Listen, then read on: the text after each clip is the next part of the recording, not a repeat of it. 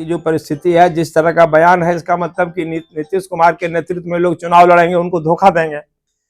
तो जिसके नेतृत्व में चुनाव लड़ा जाता है, अगर जीत होती है तो मुख्यमंत्री वही बनता है। हम लोगों ने ऐसा ही व्यवहार किया था नीतीश बाबू के साथ। अब वो लोग क्या कर रहे हैं वो जाने। और भारतीय जनता पार्टी तो कोई भी चाल खेल सकती है ये। और खास करके जो वाजपेयी बता रहे हैं, हम तो पहली बार नाम सुन रहे हैं। लोक जनशक्ति पार्टी इतनी छोटी है बिहार में, उसको ये सब कहने का अधिकार भी नहीं है। चिराग पासवान की पार्टी लोक जनशक्ति पार्टी रामविलास के राष्ट्रीय प्रवक्ता अरविंद वाजपेयी इन दिनों चर्चा में हैं। और अरविंद वाजपेयी ने जो कहा बिहार के मुख्यमंत्री नीतीश कुमार के सवाल पर, वो शब्द अरविंद वाजपेयी के थे या फिर स्क्रिप्ट कहीं और से लिखी जा रही है? क्या भारतीय जनता पार्टी चिराग पासवान का इस्तेमाल इसलिए कर रही है क्योंकि नीतीश कुमार को यह बताया जा सके, उनकी हैसियत बताई जा सके, जेडीयू को उनकी हैसियत बताई जा सके कि भाई, या ये मैसेज, ये संकेत दिया जा सके कि अब आपका दौर खत्म हुआ, आपका वक्त खत्म हुआ और अब नंबर का गेम चलेगा। अब ये खेल नहीं चलेगा।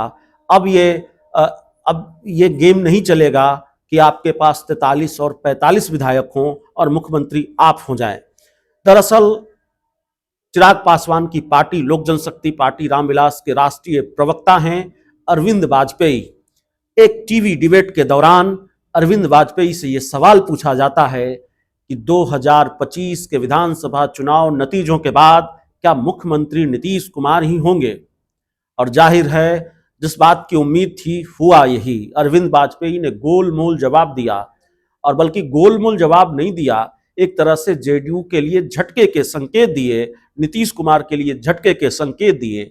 अरविंद वाजपेयी ने यह कह दिया कि बिहार का मुख्यमंत्री कौन होगा ये विधायक दल की बैठक में तय होगा, और जिसके पास नंबर होगा वो विधायक बनेगा। सवाल यह है कि क्या दिल्ली का मुख्यमंत्री तय करना है? कि पेच सुलझ ही नहीं रहा है, इतनी पेचीदगी है।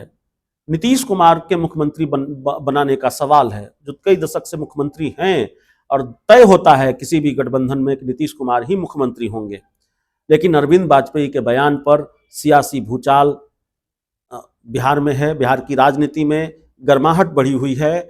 और इस पूरे बयान को लेकर कांग्रेस के दिग्गज नेता, पार्टी के एमएलसी समीर कुमार सिंह ने क्या कहा है, जरा सुनिए। की जो परिस्थिति है, जिस तरह का बयान है, इसका मतलब कि नीतीश कुमार के नेतृत्व में लोग चुनाव लड़ेंगे, उनको धोखा देंगे। तो जिसके नेतृत्व में चुनाव लड़ा जाता है, अगर जीत होती है तो मुख्यमंत्री वही बनता है। हम लोगों ने ऐसा ही व्यवहार किया था नीतीश बाबू के साथ। अब वो लोग क्या कर रहे हैं वो जाने। और भारतीय जनता पार्टी तो कोई भी चाल खेल सकती है ये। और खास करके जो वाजपेयी बता रहे हैं, हम तो पहली बार नाम सुन रहे हैं। लोक जनशक्ति पार्टी इतनी छोटी है बिहार में, उसको ये सब कहने का अधिकार भी नहीं है। भारतीय जनता पार्टी के नेता अगर कुछ इस तरह की टिप्पणी करें तो मान लीजिए उसका माने भी है। चिराग के पार्टी या चिराग के टिप्पणी करने का कोई अर्थ नहीं है। इस पर हम लोगों को बोलना भी नहीं चाहिए, प्रतिक्रिया भी नहीं देनी चाहिए, क्योंकि आप पूछते हैं तो आपके आदर में हम लोग कुछ बोलते हैं, लेकिन हम लोगों को टिप्पणी करने का भी मन नहीं करता, करना भी नहीं चाहिए। लेकिन बहुत करीब से आप देख रहे होंगे, देश के गृह मंत्री अमित शाह ने भी चुप्पी साध रखी है इस पूरे मामले को लेकर।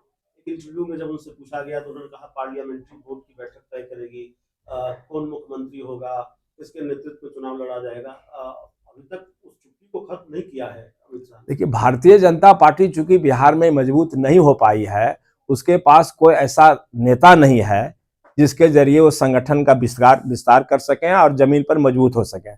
इसलिए उनको अभी नीतीश कुमार के सहायता की जरूरत है। तो नीतीश कुमार को लीडर मान के ही वो सफल यहाँ हो सकते हैं। और नीतीश कुमार को सफल होने के बाद नीतीश कुमार को मुख्यमंत्री नहीं बनाएंगे तो ये तो क्या कहे, राजनीति में जो एक भरोसा किया जाता है उस भरोसा को तोड़ेंगे।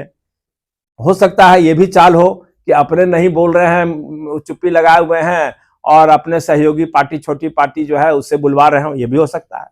ये लोग कुछ भी कर सकते हैं, इन लोगों पर भरोसा नहीं किया जा सकता। यात्रा छोड़कर नीतीश कुमार दिल्ली जा रहे हैं, कल दिल्ली दौरा है उनका।